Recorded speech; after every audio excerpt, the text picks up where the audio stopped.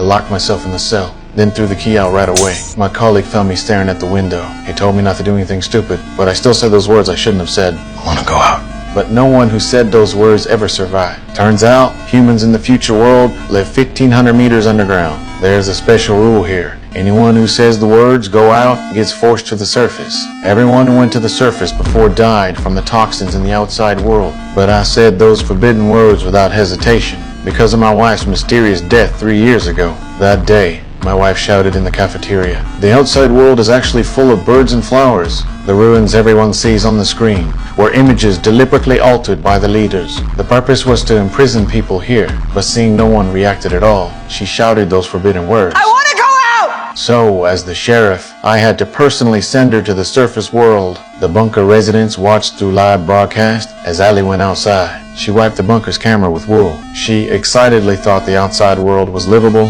but she collapsed after just 2 steps. People's hopes were crushed once again. However, only I knew my wife told me before leaving. If the outside world was livable, she would turn back to wipe the camera. So her death must have another reason. To find out the truth, I also said I wanted to go out. So the mayor put me in a protective suit and sent me out. I walked up the long stairs to the surface world, but when the bunker door opened, I was deeply shocked by the outside world. The surface world was really like my wife said. Even birds were flying in the sky. I desperately wanted the people in the bunker to know the truth, so I ran back to the bunker camera with all my might, wiped the dust off with wool. However, on the bunker's big screen, it showed the opposite scene. What people saw was me also in that wasteland. As I walked step by step toward my wife's body, I also felt dizzy. I suspected the real toxins might be hidden inside my protective suit, so I took off my helmet. But my physical condition was already very poor. Soon I collapsed next to my wife. The hope of surviving outside was crushed once again, and only one woman realized my taking off the helmet before dying must have had a reason.